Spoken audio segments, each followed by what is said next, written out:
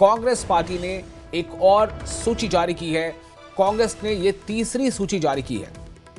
जम्मू कश्मीर में जो चुनाव होने हैं 3 चरणों में, इन 3 चरणों में चुनाव होंगे कुल 90 सीटों पर। इनमें पहला चरण 18 सितंबर को होगा, दूसरा चरण 25 सितंबर को और तीसरा और आखिरी चरण होगा 1 अक्टूबर को।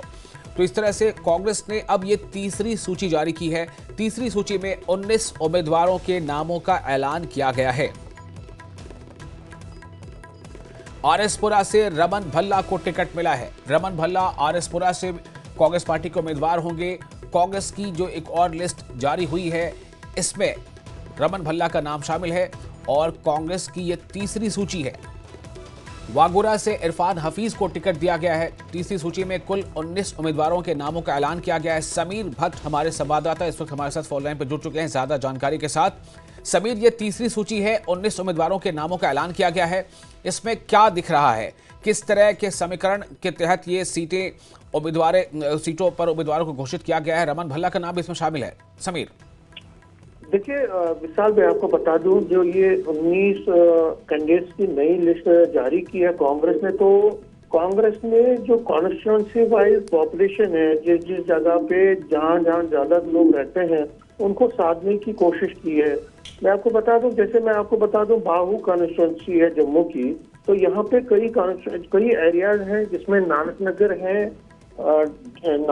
है, इसी तरह से गांधीनगर एरिया में या कई और जगहों पे, उसमें बहुत सारे सिख कम्युनिटी के लोग रहते हैं। तो जो सरदार टोनी है, उनको वहां पे नॉमिनेट किया है, उनको वहां पे फील किया है। कोशिश है कि उनका वोट उनको मिले। इसी तरह से रमन भल्ला जो है, उनको साउथ जो गांधीनगर आरएसपुरा की सीट है, क्योंकि उनका एक बड़ा ही जबरदस्त इम्पैक्ट है उस एरिया में। जब वो मिनिस्टर भी थे, एमएलए भी थे, तो उन्होंने इस एरिया में जो गांधीनगर एरिया है और साथ में अब आरएसपुरा भी डिलिमिटेशन के बाद उसके साथ मिल गया है, तो वहाँ पे बहुत अच्छा काम किया है। तो वहाँ पे उनको एक तरह से सपोर्ट मिला है। और अभी जब लोकसभा इलेक्शन में रमन भल्ला उठे थे, तो वहाँ पे उनको बहुत अच्छा सपोर्ट भी मिला था, उनको बढ़त भी मिली थी वहाँ से।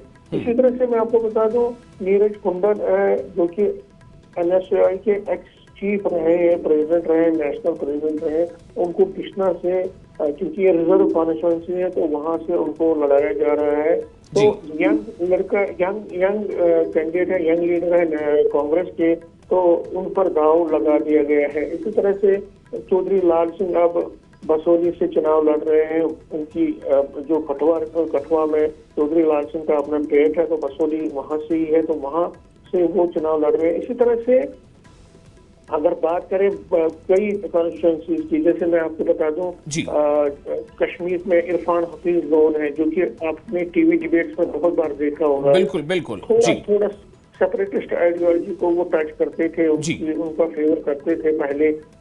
उन पर दाव लगाया गया है वागुरा सीट पे। वो एक अच्छा नाम है, एडवोकेट भी है और पढ़े लिखे हैं। रिसेंटली उन्होंने कांग्रेस को ज्वाइन किया है, तो उन पर पार्टी ने दाव लगाया है और वो वहां पे एक अच्छा फाइट दे सकते हैं। एक रामनगर में मूल राज नाम के एक कैंडिडेट लगाया है। मूल राज जो है, मैं आपको बता दूं, एक सिंगर है, फोक डांसर है, डोगरी में वो बहुत ज्यादा गाते हैं, उनकी वीडियोस बहुत सर्कुलेट है और बहुत पॉपुलर है अपने एरिया में।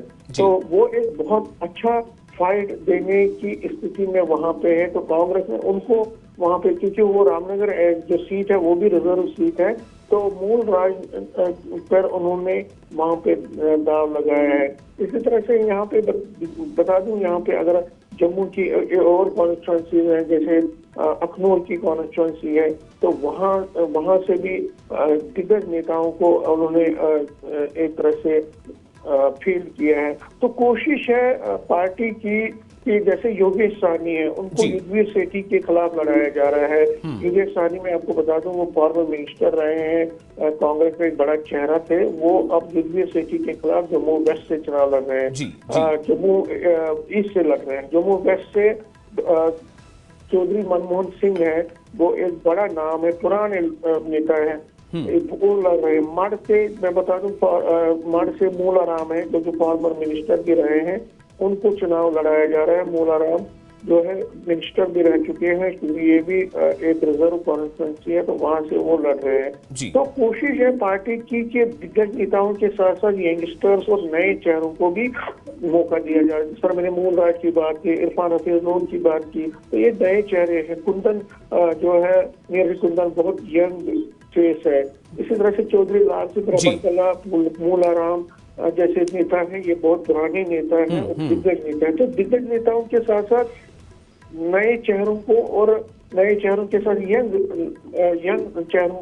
पे भी पार्टी ने दाव लगाया है और कोशिश की है एक समीकरण बिठाने की, क्योंकि बीजेपी के खिलाफ अगर चुनाव में उतरना है तो बीजेपी ने भी यही प्रयोग किया। उन्होंने यंगस्टर्स को भी उठाया, नए चेहरों को उठाया। तकरीबन 7 फॉर्मर मिनिस्टर्स को उन्होंने ड्रॉप किया, जिसमें तो डॉक्टर निर्मल सिंह है, कविंदर गुप्ता है, सुखनंदन चौधरी है, प्रिया सेठी है, बाली भगत है। तो ऐसे मिनिस्टर्स को उन्होंने ड्रॉप किया। इसी तरह से कांग्रेस में भी कोशिश ये है कि नए चेहरों को, और सरप्राइजिंग ये है कि बाहू सीट से रमन भला का नाम पहले चर्चा में आया था, लेकिन उसके बाद उनको अब गांधीनगर आरएसपुरा सीट से चुनाव लड़ाया जा रहा है। लेकिन चलिए समीर, शुक्रिया आपका जानकारी के लिए। तो बहुत सारे नए चेहरों को इसमें शामिल किया गया है और हर पार्टी की अपनी स्ट्रैटेजी है और सारा कुछ जो भी इसमें कोशिशें की जाती